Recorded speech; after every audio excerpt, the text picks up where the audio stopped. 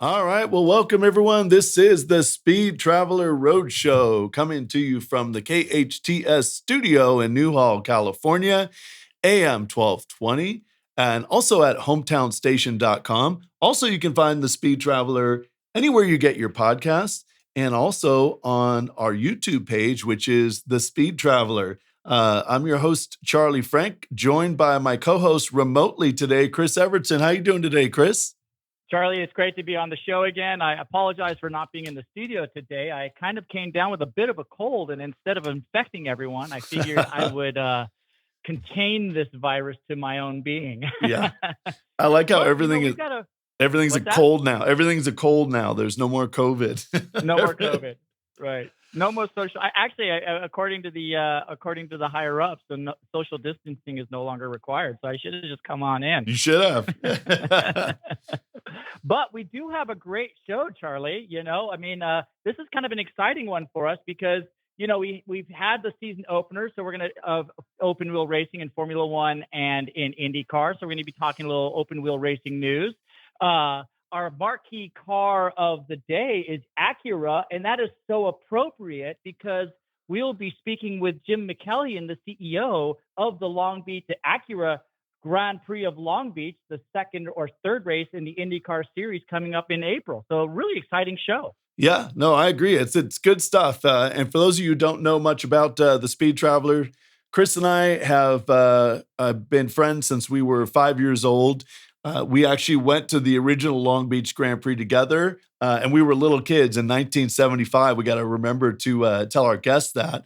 Also, we're race car drivers, we're stunt drivers, we're race car driving instructors, and we've bought and sold a lot of classic cars over the years. And a lot of times, we've taken it in the pants on some of our how would you say, I guess, impetuous purchases where we just Yes. jump in and buy something, but we've learned a lot. So we're here to help guide some people and help them with, perhaps making a little bit better classic car or exotic car or race car purchases.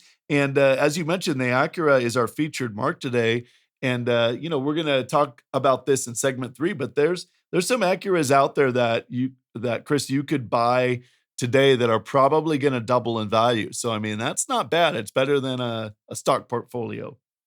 It really is. And what's funny is, we've taken in the seat of the pants on a number of occasions. And what's nice about Acura is if it's a running car, it's a running car. So you're really not going to get hit too hard with the Acura platform in any way, shape, or form. I mean, other than having to spend a lot of money on buying a new NSX. Yeah. You know what? That's actually a really, really good point, is that if you're somewhat new to classic car and collector car trading and buying, as tempting as it is to buy a 1984 Ferrari Mondial for $37,000, which is available, man, if something goes wrong on the Ferrari, you're going to have a huge repair bill. And that isn't really the case with Acura. I mean, they make really good, sturdy, long-lasting cars.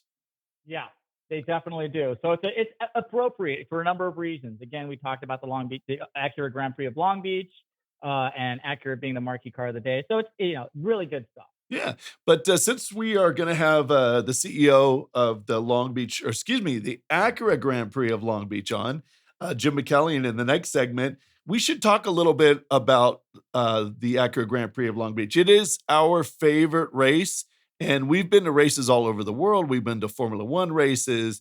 We've been to NASCAR races in the South. I mean, we've done it all. And I always come back to Long Beach. Maybe it's because it was my birthday weekend. Maybe it's because we've been there for 50 years. But it's pretty much my favorite racing weekend of the year. And I have to agree with that sentiment wholeheartedly. I mean, like you mentioned earlier, we were at the very first Long Beach Grand Prix in 1975 when it was the F5000 series. Yep. And honestly, I just saw a really cool documentary on YouTube about the F5000 series and why it kind of went away, which might be an interesting topic in a future episode. Yeah. But then it was Formula One from 1976 on to 1983, I believe it is. And then it turned into IndyCar. And the amazing event we have today, or coming up in a short few weeks, the Acura Grand Prix of Long Beach, which is the Monaco of the West. Yeah, it really is. And they were really the first. Well, Monaco was the first one to do it, but the Grand Prix of Long Beach was the first one to do it inside the States. And they really did it well. We'll talk to our next guest, Jim Michaelian, who's the CEO of the Acura Grand Prix of Long Beach. But him and Chris Pook and I think Dwight Tanaka, I believe is his name. We'll ask, but those guys dreamed this up and they set it up and they did it in 1975 and it's such a cool race. I mean, as we were saying, it's our favorite race of the year. If you do go to the Acura Grand Prix of Long Beach this weekend, by the way, it's April 19th through 21st. Don't just have to go for the Sunday IndyCar race. I mean, my favorite day is really Friday. So if you're able to sneak out of work, Friday or Saturday are great days to see the race.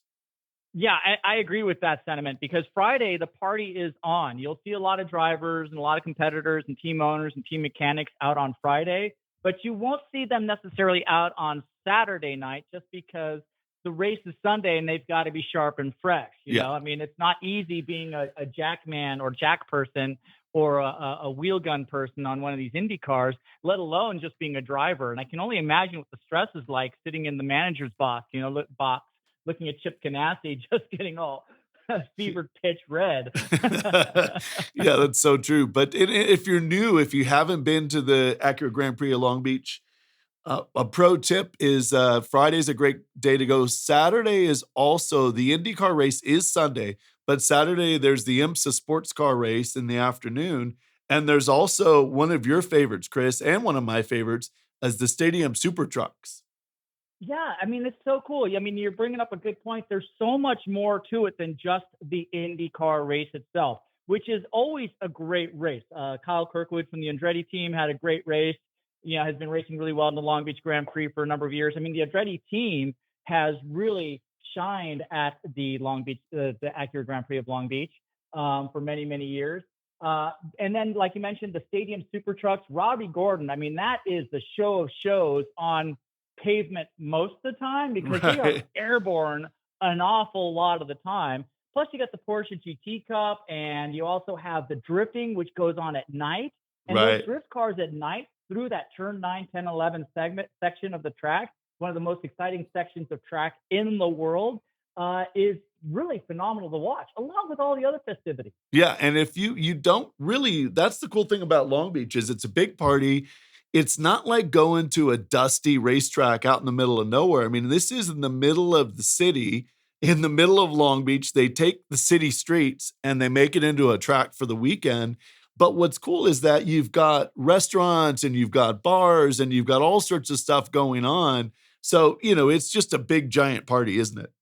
It really is. I mean, when the Queen Mary is the backdrop to your event, you're doing pretty well, one. And two, speaking of parties, we're going to be having quite the party at Lopra Restaurant in downtown Long Beach on Friday night as well. I mean, we're going to be broadcasting live from Lopra Restaurant on Friday and Saturday. And anyone that's in Long Beach for the Long Beach Grand Prix, come visit us at Lopra Restaurant. It's right there with that Pine and 4th Street. First and Pine. First and Pine, sorry. And it's just, I mean, an amazing restaurant, storied location, and it's always loads of fun. Yeah, you know what? I'm glad you brought that up because it is going to be a big party there. We started broadcasting live there a few years ago. We thought it was very disruptive because, I mean, that is the place to be, and it is wall-to-wall people there on Friday and Saturday nights and the Acura Grand Prix Long Beach weekend.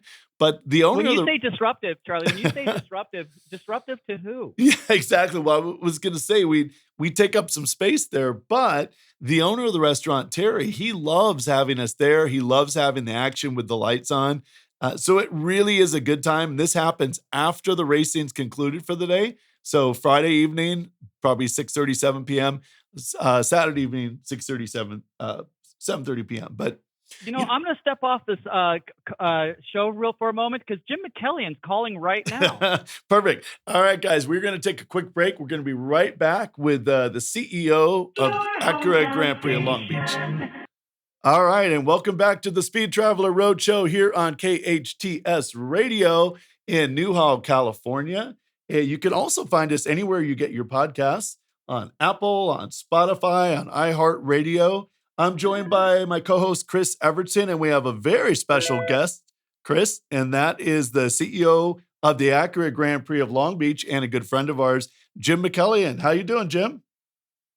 Well, we're doing great here, and thanks, Charlie and Chris, for the opportunity to come in and talk about the 49th Acura Grand Prix of Long Beach, which is coming up here next month, April 19th through the 21st, and this will be the 49th version of this. And, we've been putting on this race in downtown Long Beach, started back in 1975, and it has now become the second largest IndyCar race in the country. Last year we had a record crowd of 192,000 plus Wow. on race weekend, and I'm glad to announce that as of today we're trending even higher than that for this year. So things are looking good, and I don't know if you have any power over it all, but if there's a way to get these rain clouds in and out time for our race weekend, why we'd appreciate it. All right. Oh, that was. It's funny you say that, Jim, because I always feel like the Acura Grand Prix of Long Beach always gets that favorable weather. I mean, it's like storming up until Thursday, and all of a sudden the clouds part and it's clear, sunny skies. I think I can count maybe, 2 times where we had rain on race day? No, you can't even count that, because that's gone forward 48 years. We never had rain on race day, the Sunday itself. We've had it on Friday. A few years ago, we had it on Saturday. Back when we were running the celebrity race, we ran those cars with the windshield wipers on, which was not something we wanted to advertise. Yeah, right. We have never had that, and quite frankly, I'd like to retain that streak here, at least for another year or two, as far as the no rain on Sunday program is concerned. I love that. And Jim, I don't know if you know, but Chris and I have been to every Long Beach Grand Prix since 1975. We almost missed last year because we were racing in Las Vegas, but we ended up going to the event Friday. I think we saw you there. We did our podcast Friday night from La Opera, and then we drove all night and went straight to racing practice the next morning. So we've made every single one. And, we've been to races all over the world. We were just saying as a preview to having you on that we've been to Formula One races, NASCAR races, sports car races around the world. And Long Beach is our favorite event of the year. Well, I'm glad to hear that. And I think you're joined by a few of the other patrons who've come in over the years. But so a question for you. How old were you when you came here in 1975? I'm going to say 3. And that's not, I don't think that's accurate. I think we were about 8 years old. And my brother took me, who was 13 years older than me and was driving. And Chris's mom was a huge Formula One fan and racing fan. The first year was Formula 5000. Was that correct? Oh, it certainly was. F5000, 1975. And then we graduated up to the big time with Formula One in 1976. Oh, that's so cool. Yeah, and it was a great start. I mean, for me personally, one, having picked tires out of Brian Redmond's wheels and tires, at Riverside Raceway as a kid, and then seeing him win the inaugural Long Beach Grand Prix was just incredible. And then the following year with Formula One, it was even better for me, because who's not a Tifosi fan? Who's not a Ferrari fan? Everyone's a Ferrari fan, including Lewis Hamilton nowadays. And that year, my mother is Swiss, and that year, Clay Regazzoni, Niki Lauda's teammate, won the race, and my mom was on fire. And from that moment forward, every time the Long Beach Grand Prix, that's the benchmark for me, and it's been like that every year. Well, we ran Formula One here for 8 years through 83, and then in 84 we switched over to the Indy cars and been running Indy cars plus a lot of other series here since then. But I'll tell you, the event has really grown over the years, as has the city, quite frankly. If you remember back, if you can recall back when you were here in the mid 70s, why this town it wasn't anything to it was a rough. It was a sailor's town. Yeah. a Navy town. Navy town. That's right. And quite frankly, that was one of the reasons why this event was accepted as it was in the political realm, was because the city was looking to shed that image of being a sleepy Navy town, and felt, after some convincing by Chris Pook and some of us who were here at the beginning, that, you know what, this town could use some shaking up, and bringing street racing to downtown Long Beach was a vehicle to get that done. Keeping in mind that at that time there wasn't any street racing going on in America because of the tragedy that had befallen the folks of Watkins Glen when they put their races together back in the 50s. Right. So there wasn't any organized street racing going on here in America, because nobody would insure it unless there was an adequate safety system to convince everybody that conducting the event would be, done in a safe manner. So that's where we came along and actually helped to design the safety system then, which to a certain degree, a significant degree, really, still is in place at most street circuits today. The concrete barriers, the fencing, the poles, and the positioning, and all of the tire pallets, and those elements all emanated from our first race here in '75, and now have been adopted literally all over the world as the primary criteria for safety, and as far as running these races are concerned. You really set the standard, Jim, with the Long Beach Grand Prix for that safety. And I mean, every year I literally wait for the Jim sighting, because I'm looking around. I go, you know what? That doesn't quite look right. And all of a sudden, without fail, you'll descend on that location or that situation and deal with it immediately. And to the safety, continuing with the safety idea, I mean, with the stadium super trucks going fence high, or it's high or over the tops of the fences in some cases on some of these jumps.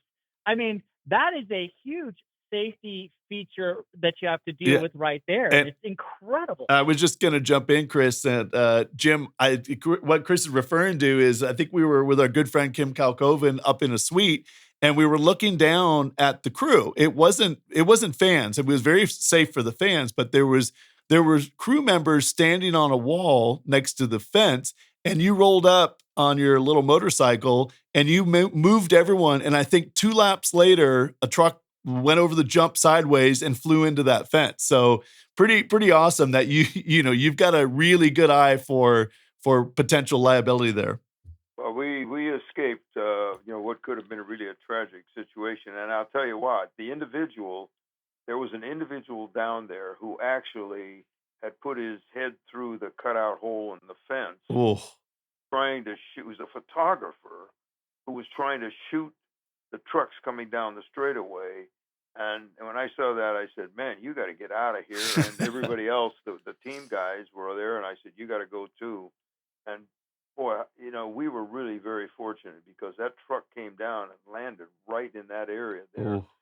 And who knows what catastrophe might have emanated from that. But that was a close call. Yeah. And since then, we've kept everybody well off of that wall, and even off of and out of that area, because Robbie Gordon's trucks are one of the highlights of the weekend. And if you've been to the race, which you guys obviously have, you've seen how the crowds just are constantly coming close as they can to the circuit, so they can hear those trucks as they're coming off the ramps and hitting the ground. And it is a huge draw here, and that's one of the reasons why we've had Robbie here for 10 years now, because the fans love it. And when the fans love it, we love it too. The stadium super trucks are absolutely a fan favorite. I mean, it's such an interesting dynamic to see those trucks racing with the Indy cars on the same track. But aside from just the Acura Grand Prix of Long Beach IndyCar race itself and the stadium super trucks, there's so much other activity going on. I mean, you got the drift cars, the concerts, and what do you have on slate for this year's Acura Grand Prix of Long Beach? Well, we pride ourselves in bringing the best of the racing series here. We have the IndyCar, the NTT IndyCar series, and we have IMSA WeatherTech, which has the GTP cars and GTD cars. So you get the prototypes and you get the sports cars. And then, as we mentioned, Robbie Gordon's coming back with his trucks. Drifting is on Friday and Saturday night.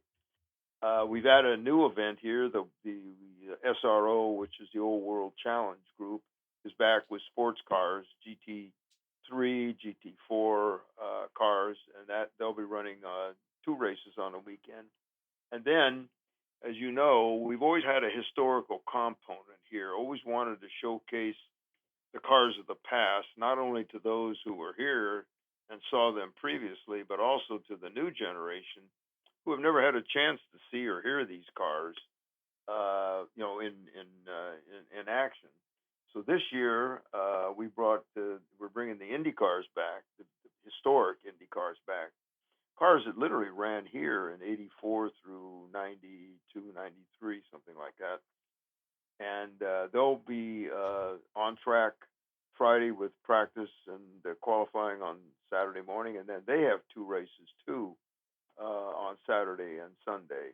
So there's a jam-packed schedule of racing action here, throughout the weekend. But if racing isn't quite your thing all weekend long, there's plenty of other things to attract and entertain our audience. And one of them is that we're back with two concerts, Friday night and Saturday night. Saturday night we're going a bit country with the opportunity to present a little bit of a different. I think that's a great idea because it's always kind of hard rock, on Saturday Yeah. night. So last year I was like, it'd be interesting to have a country band for something different. So I'm glad Well, you picked up that's on it. exactly where we're headed. We haven't announced it yet, Okay, got it. but it'll be going out, hopefully at the end of this week. But there'll be three different performers of the country genre who will be on stage that on Saturday night. I think it's a nice change of pace and it's something new and a little bit different. And then on Friday night we have a DJ type performance, Ape Drums. He's a sort of a Hispanic performer out of the Florida area, and he'll be here. That concert's sponsored by Acura, and is intended to be, for the younger and substantially Hispanic audience that we draw here. We almost have 30% of our audience is of Hispanic lineage, and so we try to put on events here, including concerts that have an appeal to that particular audience. Is one of the reasons why we run drifting on Friday and Saturday night, because of the huge amount of interest there is from the Hispanic and the Asian American audience. So those are all incorporated into our weekend package with a very distinct intention in mind. And we have that. I think one of the advantages we have over most every other race is we have that huge lifestyle expo in the convention center. And as you guys know, that place is packed.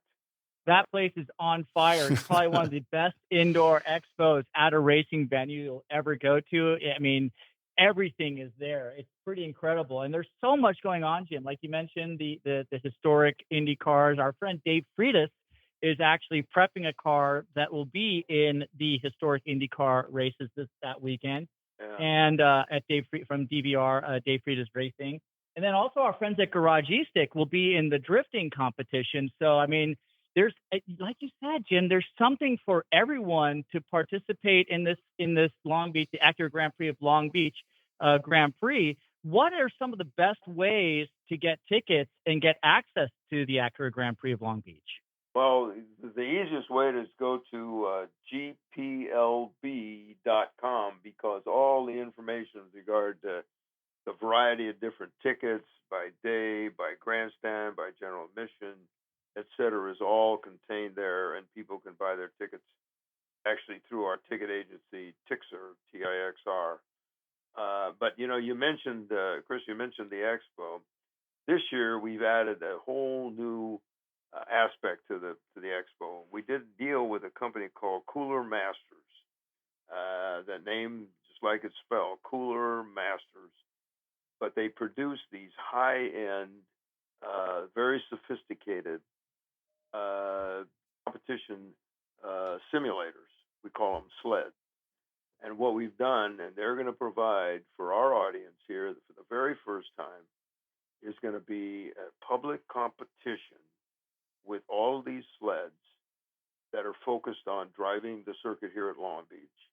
And we're creating a prize package for those who come out and compete and are the fastest around the circuit. And we're getting some of the pros to come out and engage too, set some times, and give people a chance to see what they can do matched up against the pros. So it's right in the middle of the expo, Cooler Masters Dynex competition, and I'm telling you, it is going to be something really unique and different, and I think very exciting for our fans. Yeah, That is so cool, Charlie. I mean, the Cooler Masters Grand Prix of Long Beach right there.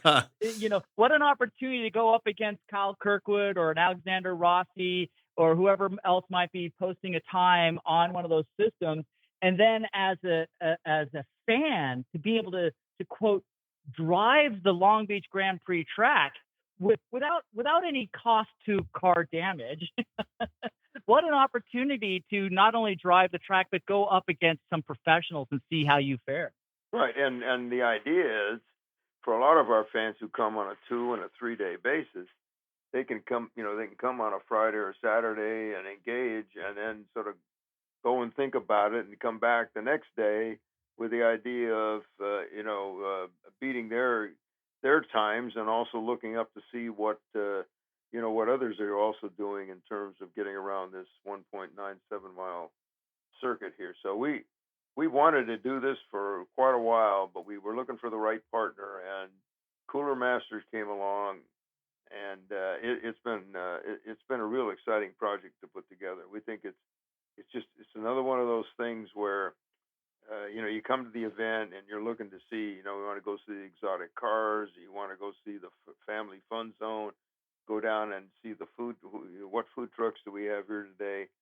This is going to be another one of those sort of a destination stops during the weekend. And like I say, the beauty of it is you can come back repeatedly, and also just to note, access to the expo is free, so everybody can go in and enjoy all the displays and the vendors there. And by the way, access to the event itself is free to children 12 and under. Has been our standing policy ever since we started here in '75. We've never charged any of the young people 12 and under to get into this circuit. And Chris and I were beneficiaries of that, Jim. So we owe you a big thank you for about 3 years, first 4 years. But all right, we are about ready for another break. We have had the honor of being joined by the CEO of one of the greatest races in the world, the Acura Grand Prix of Long Beach. It's coming up April 19th to 21st right here in Southern California in the city of Long Beach. You can go get tickets at gplb.com. You can go to their site and find them there. And Jim, thank you so much for joining us today. No problem. Glad to be with you, both of you, Charlie and Chris. And if anybody's looking for other options, hospitality or anything else that they'd like to perhaps purchase here, that same site has all the details on it. So it's a great opportunity to come out, bring your friends. We call it the 200-mile-an-hour beach party, and what we're going to have here on April 19th to the 21st. Okay. So thanks, guys, for the opportunity to chat with you. No problem. This is the Speed.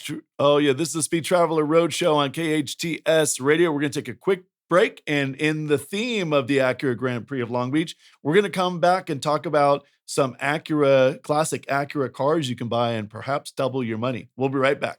All right. Welcome back to the Speed Traveler Road Show here on KHTS Radio. You can also find us anywhere you get your podcast.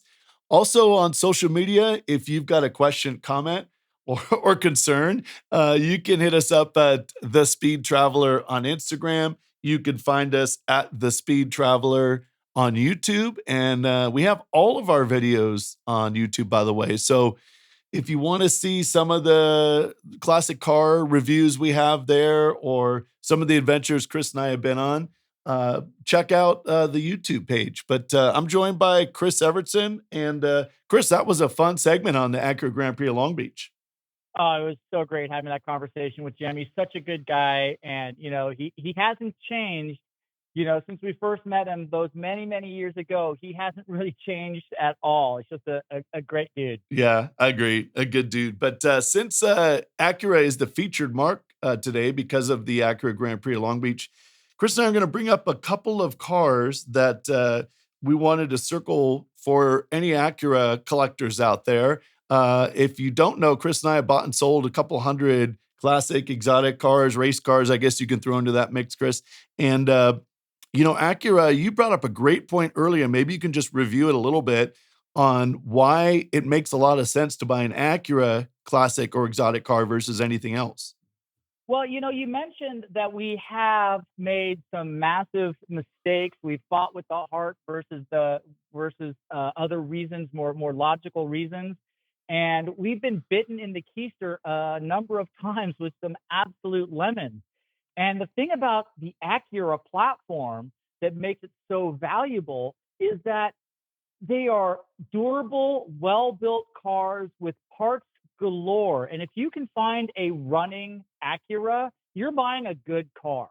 Yeah, and you're just not going to have the same kind of issues that you might have with, say, any Alfa Romeo. And don't get me wrong, I right. love me some Alfa Romeo, but there's just always problems to be had with exotic cars like that. Yep. That are truly, truly, truly exotic. Whereas the Acura, they make exotic cars. I mean, the NSX, the Senna Acura NSX is a beautiful car. Yeah. And that car will run forever. Yeah, and if you're looking at, we're talking about the original Acura NSX, although we should talk about both of them because the newer one is a relative bargain right now. But the older original Acura NSX was built from 1991 to 2005, and if you're going to look for one of those, God, Chris, it wasn't long ago that you could find those for $45,000, 40, 45, 50. Now, the cheapest one we saw was $75,000. By the way, you're going to want to get the manual. You don't want the automatic because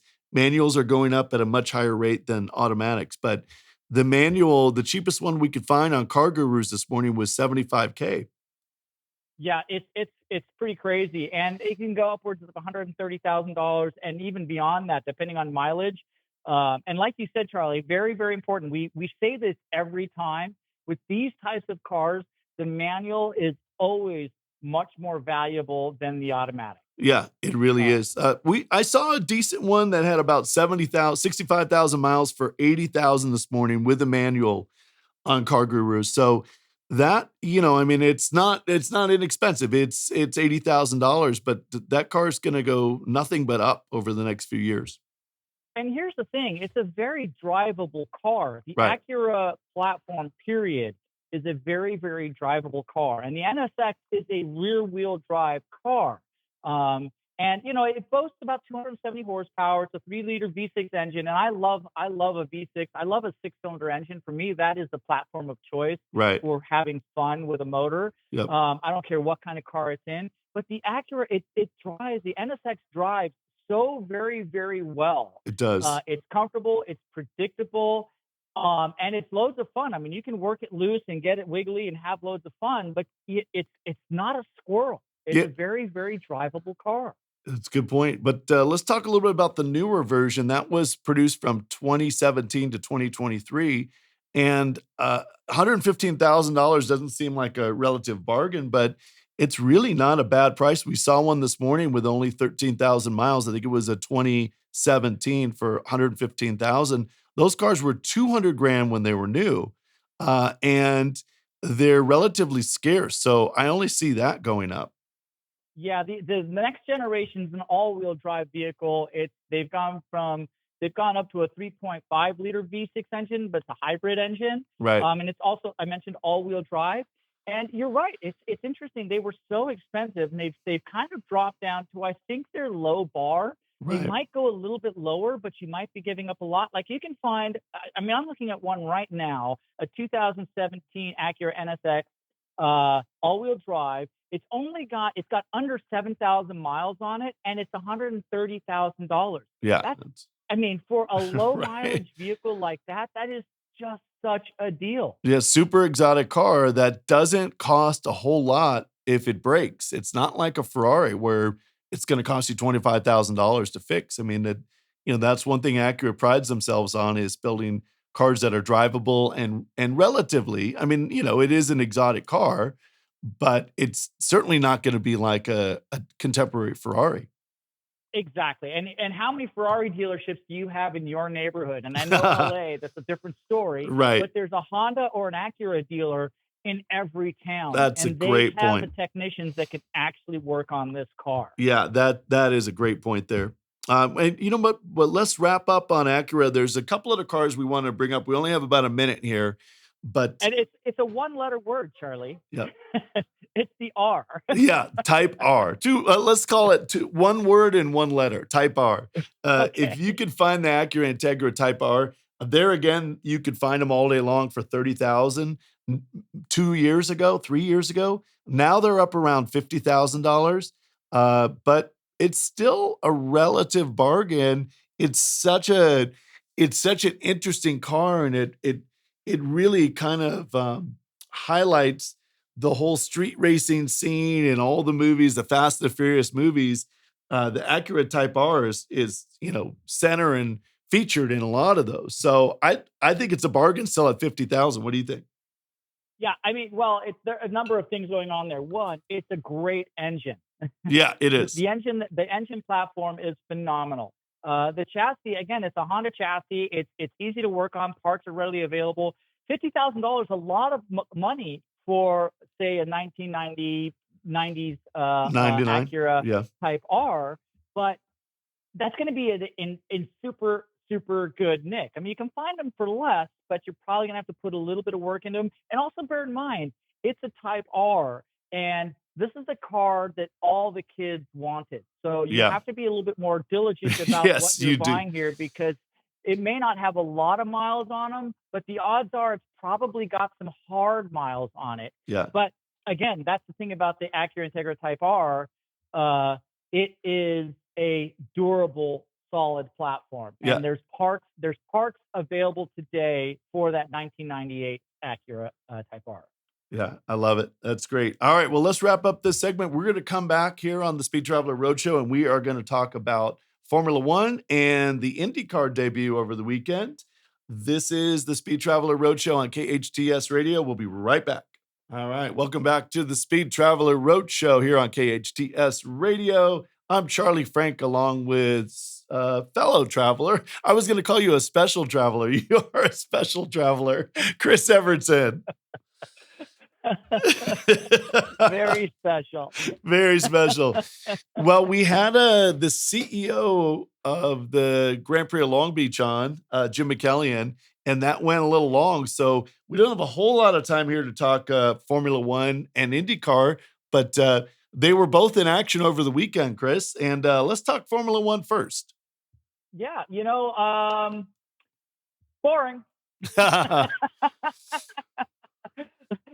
I hate to be so blunt about it, but that was, I mean, other than watching Kevin Magnussen completely clog the back half of the pack so that Nico Hulkenberg and the other Haas can score points, a very valuable 1 point. Right. Puts them in, what was that, 5th place in the team championship. So that was a very valuable point for Haas team to generate, using Kevin Magnussen as a blocking back for Nico Hulkenberg. For me, that was interesting. The race at the front of the race, pretty much as we expected. Yeah, it's funny that Max Verstappen won the race in dominant fashion once again. It looked like he could have even gone faster. But what's interesting is so now Max has won the first two races pretty easily. And, everything seems like it's going shipshape there. But behind the scenes, there's a lot of drama going on inside the Red Bull team. Oh, it's kind of a mess over there from everything that I'm reading. I mean, everyone's mad at everyone, and then also all the clickbait that you might get out there on all these wild hypothetical ideas of things that might be going on. Some of the stuff we do know that you and I personally do know what's going on, Right. and it's a mess. I mean, that could cause some issues and possible disintegration of the team's continuity, which could have an effect on who's sitting in those seats next year. Yeah, that's a good point. And we're talking Max Verstappen right now, the Red Bull team, the all dominant Red Bull team. Max is cleaning up, but there's already rumors that, and I think it's a real viable rumor that he's going to go take the empty seat over at Mercedes Benz next year and be done with Red Bull, which would be pretty unheard of. Well, I mean, if Adrian Newey's upset and Helmut Marko's upset and Chris Horner's, if everybody's upset, then all of them are upset for at least a percentage of real reasons. Yeah. Yeah, there's some civil unrest there. And Max Verstappen going to the open seat at Mercedes would be huge. Checo Perez, who, like you said, is coming second in both the season opener and the second race of the season in Saudi Arabia. Right. I think he's probably going to move on. And, Ferrari, who was third, Carlos Sainz in race one, Charles Leclerc in race two. Carlos Sainz did not race in Saudi Arabia, and that's an interesting storyline as well.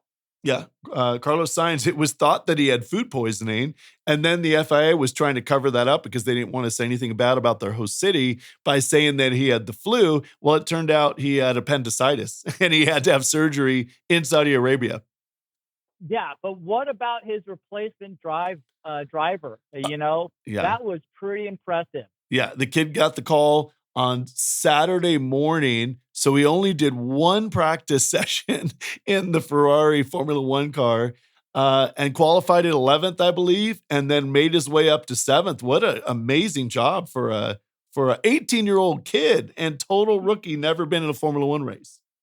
Yeah, well, I mean, he was at the track. He was starting from pole, I believe, in the FP2 race, or he qualified for pole in the F2 race.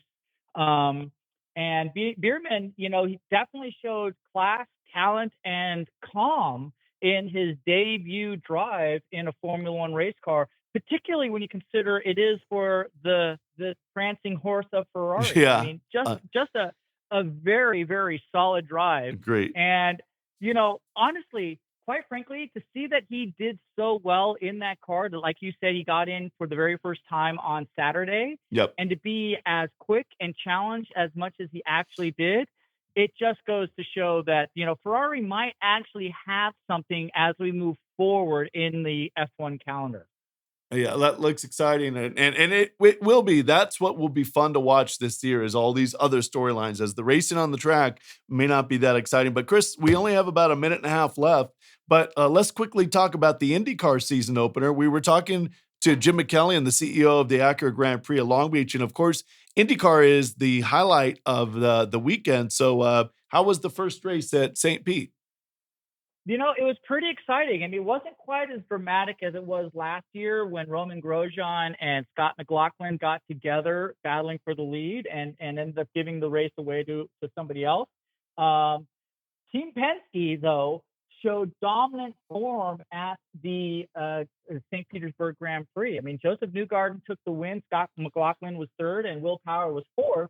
A very dominant showing by Team Penske, who kind of struggled last year. So Team Penske could be at the top of the standings again in future races here, with some regularity. And I heard a great story that Joseph Newgarden, who really came up through the road racing ranks, has been a little disappointed with his road racing efforts. So he trained like a maniac over the off season, on the simulator and in sports cars and all sorts of things. And it's nice to see all that pay off at the first race, isn't it?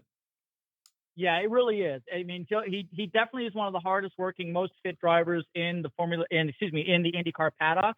But we also got to give good kudos to Pato Award, who in the McLaren was able to get second place. In that race. So great drive by Pato Award. And the side marker for me here is where is Andretti? I Right. mean, I really feel like Andretti as a team need to show dominance at the front of the pack again.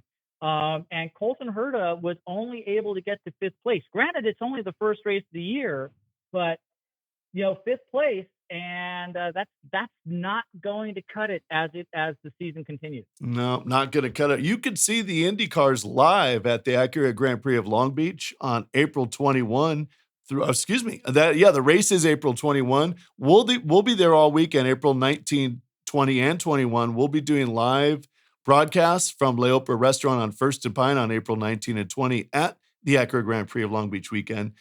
This is Charlie Frank along with Chris Evertsen. Thank you so much for tuning into the Speed Traveler Roadshow, and we'll see you next week.